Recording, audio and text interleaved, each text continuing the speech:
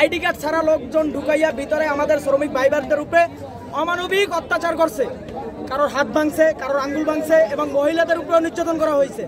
এই কারণে আজকে আমাদের ওই দিন তো 27 জন ছাঁটাই করছিল, আজকে 98 জন ছাঁটাই করছে।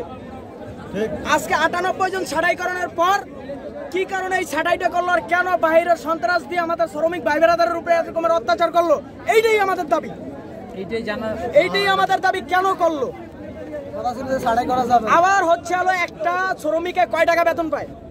15,000 20,000 ওভারটাইম নিয়ে সে একটা শ্রমিকের নামে যদি 8 কোটি টাকার মামলা হয়, এটা কেমন ধরনের মামলা? একটা শ্রমিকের সারা মাস কাজ করে 20,000 টাকা পায় ওভারটাইম করে, তাহলে সেই শ্রমিকটা 8 কোটি টাকা কিভাবে করতে পারে, লুট করতে পারে? সামনে এই টাইমে ফ্যাক্টরি বন্ধ করে, কোন ফ্যাক্টরিটাই বন্ধ করে এই টাইমে? সরকারে কি জবাব দিবে এগুলো?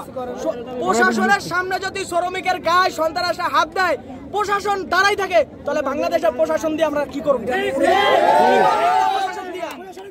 কোনো বিশ্বাস আছে প্রশাসনের উপরে? আমরা শ্রমিক, আমাদের তো কোনো স্বাধীনতা নাই, কারণ আমরা শ্রমিক। এটা কথা মনে রাখতে হবে। বাংলাদেশের গার্মেন্টস শিল্পটা সবার উপরে, এই গার্মেন্টস শিল্পের উপরে কিন্তু বাংলাদেশ নিচে না, বিশ্বের 1 নম্বর আছে বাংলাদেশ গার্মেন্টস শিল্প। আজকে যে রাস্তা নামছেন, রাস্তা নামার কারণটা কি? কারণটা হচ্ছে ছাঁটাই করছে, গত পরশুদিন করছিল 27 জন, আজকে হয়েছে 98 জন। এরপরে হচ্ছে হলো আজকে যে ভাইরা কাজে গেছে, যাদের ছাঁটাই করছিল তাদের নামে মামলাও করছে, ছাঁটাই করে মামলা দিছে, আবার তাদেরকে মারধর করছে।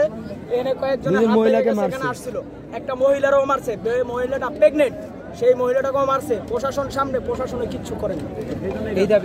এই দাবিতে নামছি কেন আমাদের শ্রমিক ভাই বেড়াদারের উপরে এরকমের অনমানিক অত্যাচার হচ্ছে, আর বাহিরের লোক দিয়ে কেন এরকমের করছে?